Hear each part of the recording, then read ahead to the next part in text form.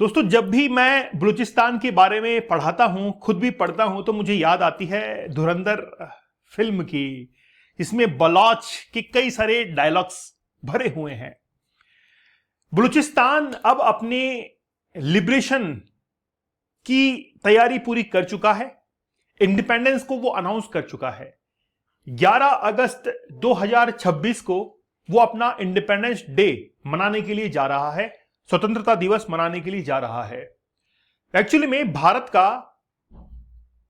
Independence day 15 अगस्त को आता है, पाकिस्तान को 14 अगस्त को। लेकिन बात यह है, इन दोनों ही देशों से एडवांस में ही इंडिपेंडेंस हासिल कर चुका था बलूचिस्तान। कहानी बड़ी गजब है।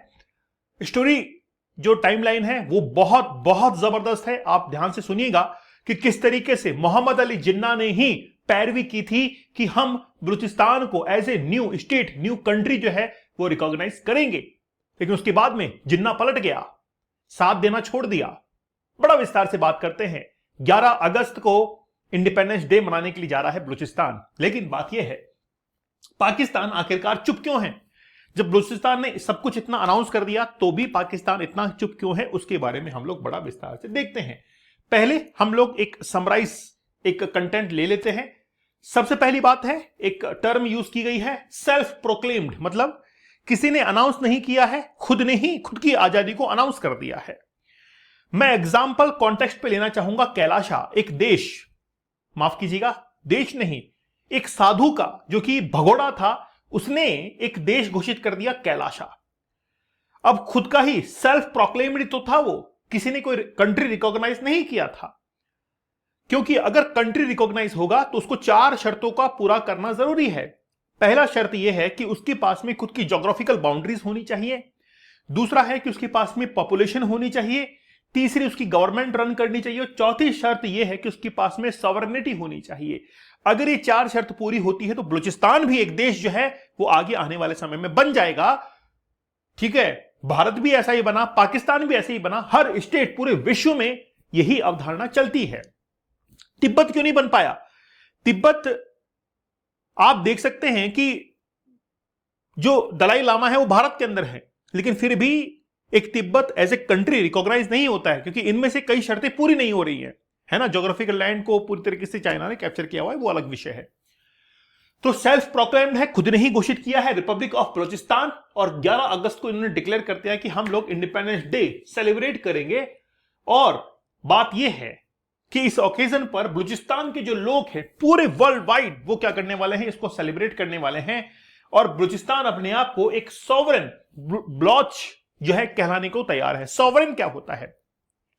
मान लीजिए कि एक बच्चा जो है वो घर से आइसक्रीम खाने की जिद करता है। अब उस बच्चे के पास में पैसा तो है, लेकिन परमिशन नहीं है कि मुझे आइसक्रीम खानी है। समझ रहे हैं आप? बिना अपने पेरेंट्स की परमिशन के वो बाहर नहीं जा पाएगा और आइसक्रीम नहीं खा पाएगा। इसका मीन्स ये है कि वो अपने डिसीजंस को फ्री हैंड नहीं ले पा रहा है।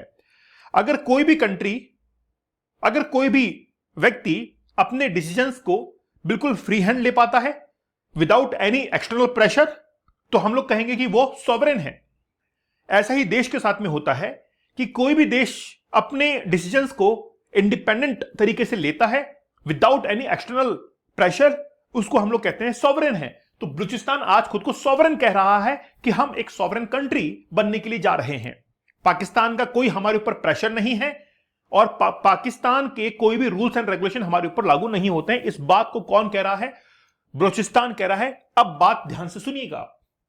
देखिए, बलूचिस्तान के बारे में समझिए। एक्चुअली में क्या है, पाकिस्तान का जो वेस्टर्न, पश्चिमी जो क्षेत्र है, वहां पर बहुत सारी ट्राइब्स जो है वो रहा करती थी। अब ये ट्राइब्स जो थी, ये ट्राइब्स काफी ज्यादा परेशान थी अपने ही अंदर बहुत सारी डाइवर्सिफिकेशंस को लेकर। ये आपस में ही उलझा करते थे। बाद में इनको समझ में आया कि आपस में उलझने से कुछ भी नहीं होगा, यूनिटी हमको क्रिएट करनी पड़ेगी, हमको दिखाना पड़ेगा कि हम एक हैं। उसके बाद में ब्रिटिश जो है भारत के अंदर आते हैं और ब्रिटिश ने रूल करना शुरू किया। ब्रिटिश का रूल आगे बढ़ता जाता है, लेकिन उन्होंने भी वही रणनीति अपनाई कि वहां की जो ट्राइब्स थी उनको यूज करना शुरू किया, उनके ऊपर अत्याचार करना शुरू किए। उससे तो वो परेशान थे ही। और वही रणनीति जो है वो देखी भाली थी। क्या ब्रिटिश ऐसे कर रहे हैं बलूचिस्तान के ऊपर, क्योंकि बलूचिस्तान तो था नहीं उस समय, जो प्रांत था उसको कलात कहा जाता था, कलात। तो वो जो कलात था, कलात जो प्रोविंस था, उसके अंदर बहुत सारी ट्राइब्स रहा करती थी। इन ट्राइब्स ने मिलकर जो है ये सोचा कि हम लोग ब्रिटिश से कैसे छुटकारा पा सकते हैं। उन्होंने बहुत सारे जो है एग्रेशन किए, आंदोलन किए, और उसके बाद में इन्होंने डिसाइड किया कि हम ब्रिटिश से अपनी आजादी मांग लेंगे। मीर अहमद खान जो कि उस समय उनको लीड करते थे, है ना। अभी जो है सबसे बड़े लीडर है मीर बलोच, है ना। मुझे बड़ा अच्छा लगता है ये बलोच बोलना, है ना, बड़ा आनंद आता है इसको, बलोच को। तो 1947 के अंदर 11 अगस्त 1947 को बलूचिस्तान ने अपनी इंडिपेंडेंस को डिक्लेयर कर दिया। किसकी परमिशन से? ब्रिटिश की परमिशन से। ब्रिटिश से कहा कि हम इंडिपेंडेंट होना चाहते हैं। ब्रिटिश ने कहा यस ऑफ कोर्स, आप आजाद जो है वो हो जाइए, हमको इससे कोई मतलब नहीं है। अगर आप एक प्रिंसली स्टेट्स हैं तो उस समय ऑटोनॉमी दी गई थी प्रिंसली स्टेट्स को कि आप भारत में मिलना चाहते हैं या अलग होना चाहते हैं। तो बलूचिस्तान ने कहा कि हम अलग एक अपना राष्ट्र बनाना चाहते हैं। तो 11 अगस्त 1947 को स्टैंड स्टिल एग्रीमेंट के तहत इनको पूरी तरीके से आजादी दे दी गई थी। और इस बात की पैरवी मोहम्मद अली जिन्ना ने की थी कि बलूचिस्तान को एक अलग इंडिपेंडेंट कंट्री जो है वो अनाउंस कर दिया जाए, स्टेट डिक्लेयर कर दिया जाए, इसी स्टैंड स्टिल एग्रीमेंट के तहत। ओके, सब कुछ चल रहा था, सब कुछ ठीक था। इसके बाद में पाकिस्तान को आजादी मिलती है 14 अगस्त 1947 को, और उसके अगले ही दिन 15 अगस्त 1947 को भारत को आजादी मिलती है। जैसे ही आजादी मिलती है, सबसे पहला जो अटेम्प्ट किया गया वो जम्मू कश्मीर के ऊपर किया गया 26 अक्टूबर 1947 को, जिस समय पाकिस्तान ने जम्मू कश्मीर के ऊपर अटैक कर दिया। राजा हरि सिंह को वहां से भगाकर दिल्ली जो है पहुंचा दिया। राजा हरि सिंह दिल्ली आए और दिल्ली आकर सरदार वल्लभ भाई पटेल के साथ में बातचीत की। हमारी इंडियन आर्मी यहां से रवाना हुई, इंस्ट्रूमेंटेशन ऑफ एक्सेस एक्ट पर साइन किया गया। उसके बाद में पाकिस्तानियों को यहां से खदेड़ कर बाहर निकाला, ठीक है। लेकिन फिर भी कुछ हिस्सा पाकिस्तान के पास में चला गया, पाक ऑक्यूपाइड कश्मीर उसको कहते हैं। इसके तुरंत बाद ही एक घटना होती है, और वो घटना कब की है? 27 मार्च 1948 की, जिस समय पाकिस्तान ने जबरन जो है वो बलूचिस्तान के ऊपर कब्जा करना शुरू कर दिया, और ब्रिटिश को यह कहा कि हम जो है बलूचिस्तान को अपने अंदर मिलाना चाहते हैं। ब्रिटिश को क्या मतलब था? लेकिन बलूचिस्तान के जो लोग थे, इनसे बिना पूछे पाकिस्तान ने अपने अंदर इसको मिलाना शुरू कर दिया और कहा कि पाकिस्तान की रूलिंग जो है वो इनके ऊपर चलेगी। लेकिन बलूचिस्तान के जो लोग थे वो इनसे खुश नहीं थे। वो कई बार अपने एग्रेशन को शो कर रहे थे, लेकिन 1955 में एग्रेशन शो भी किया गया। लेकिन 1970 आते आते बलूचिस्तान को 4 प्रोविंस में बांटते हुए उसको पाकिस्तान के अंदर टोटली जो है रूलिंग के अंदर मिला दिया गया। ओके, ये एक मोटा मोटी मैंने बताया। मीर बलोच जो कि इसके एडमिनिस्ट्रेटर थे, ठीक है। अब ये बलूचिस्तान जो है वो 2 पार्ट के अंदर डिवाइड था, पाकिस्तानी बलूचिस्तान और ईरानियन बलूचिस्तान, ठीक है। Province of Sistan and Balochistan, province of Balochistan. Actually में ये जो बलूचिस्तान आप देख रहे हैं, ये पाकिस्तान का 44% ज्योग्राफिकल लैंड जो है वो रखता है। पूरे पाकिस्तान का लगभग 60% रेवेन्यू बलूचिस्तान से आता है। लेकिन बलूचिस्तान के लोगों का यह कहना है कि जिस रिसोर्सेज से आप लोग पैसा कमा रहे हो, इस्लामाबाद इतना अमीर हो गया है, जो बड़े बड़े सपने देख रहे हो वो बलूचिस्तान के पीछे है। भले ही बलूचिस्तान बंजर क्यों ना हो, रेगिस्तान क्यों ना हो, लेकिन बलूचिस्तान के अंदर जो रेयर अर्थ मिनरल्स हैं, है ना, उनके पीछे पाकिस्तान लगा हुआ है, और पाकिस्तान ने पूरा निचोड़ दिया है बलूचिस्तान को, ठीक है। इसी बात को लेकर बलूचिस्तान के अंदर एक मूवमेंट जो है वो शुरू होता है, ठीक है। बलोच लोगों ने कहा कि हम सभी के रिसोर्सेज को तुम यहां से ले जाकर पाकिस्तान की प्रगति के अंदर उसका यूज करते हो, ग्रोथ के अंदर, हमारे ऊपर वो पैसा खर्च नहीं है। अब आप बड़ा ध्यान से देखिए, अभी ईरान का कॉन्फ्लिक्ट चल रहा है अमेरिका के साथ में। आप देखेंगे कि बंदर अब्बास जो पोर्ट है वो ईरान का यहां पर है, इसके नजदीक ही, ज्यादा दूर नहीं है। ईरान का चाबहार पोर्ट यहां पर है, और फिर ये ग्वादर पोर्ट यहां पर है। आप देख सकते हैं कि इन पोर्ट की लोकेशंस आप देखिए। भारत ने चाबहार पोर्ट के ऊपर अपना एक्सेस लिया हुआ है, और ग्वादर पोर्ट जो कि कहां पर स्थित है, बलूचिस्तान के अंदर, जहां पर चाइना ने अपने प्रोजेक्ट्स को डेवलप किया है। ग्वादर पोर्ट के नजदीक ही यहां पर ये जो पोर्ट है इसको हम लोग कहते हैं पसानी पोर्ट। और पसानी पोर्ट अमेरिका के पास में जा चुका है और अमेरिका ने कहा कि हम यहां से रेयर अर्थ मिनरल्स को लेंगे और अमेरिका के अंदर पहुंचाएंगे और इसके बदले पाकिस्तान को हम लोग सुरक्षा की गारंटी देंगे। ए बेवकूफ पाकिस्तान, तो कुछ तो समझ। वो तेरे को सुरक्षा की गारंटी दे रहा है, वो खुद ईरान के साथ में लड़ रहा है और ईरान इसलिए नाराज है कि पाकिस्तान की धरती का इस्तेमाल ईरान के विरुद्ध किया गया। कल को क्या होगा, पाकिस्तान के लिए ही किसी और को इस्तेमाल किया जाएगा। ओके, हो सकता है बांग्लादेश को इस्तेमाल करके पाकिस्तान के ऊपर अटैक किया जाए, कुछ भी हो सकता है। ओके, समझ रहे हैं आप। तो पसानी पोर्ट जो है वो किसको दे दिया गया है, अमेरिका को दे दिया गया है। अब देखिए पाकिस्तान आखिरकार साइलेंट क्यों है। मैं एक बात बताता हूं, मेरा एक मित्र था, एडवोकेट था, लॉयर था, बड़ा जबरदस्त था। उसका जो मेंटल पावर था वो बहुत खतरनाक था। उसने कहा एक दिन एक बात कही उसने कि जिस इंसान को आप चिढ़ाते हो, मान लीजिए कि कोई व्यक्ति है जो कि मोटा है ना, या किसी का डार्क कॉम्प्लेक्स है, तो आजकल कहते हैं कि तो काला है, कालू कालू कह देते हैं उसको, कुछ भी मान लीजिए। उसका एक पॉइंट था कि अगर किसी व्यक्ति को काला कहा गया और जिस व्यक्ति को काला कहा गया अगर वो व्यक्ति चिढ़ जाता है तो कहने वाले व्यक्ति को यह पता लग जाता है कि इस व्यक्ति को अगर मैं काला कहूंगा तो ये चिढ़ेगा। इसका मतलब क्या है कि उसकी जो परेशानी थी, उसकी जो दुख थी, नस थी ना, उसके हाथ में आ गई।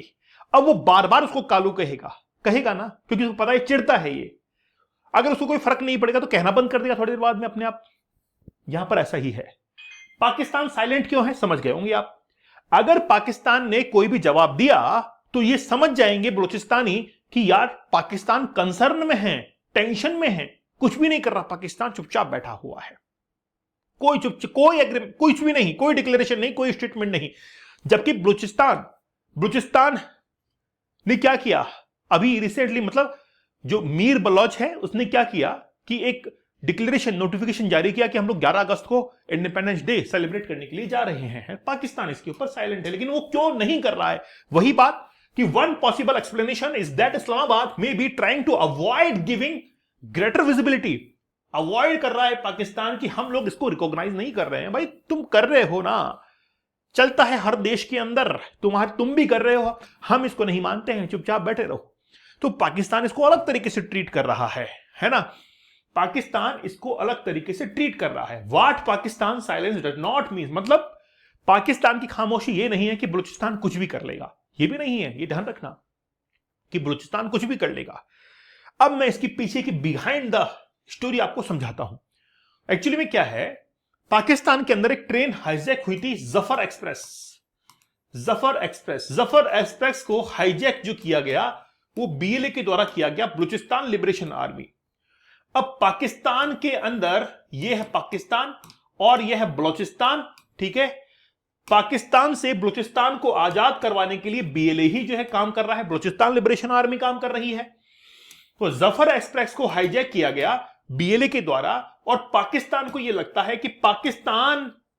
है कि बीएलए को फंडेड किया जा रहा है इंडिया के द्वारा, और इंडिया के कहने पर ही बीएलए इतना एग्रेशन के अंदर है और वो पाकिस्तान से इंडिपेंडेंस की मांग कर रहा है। हर्ज क्या है इसमें बताइए, कोई हर्ज है क्या?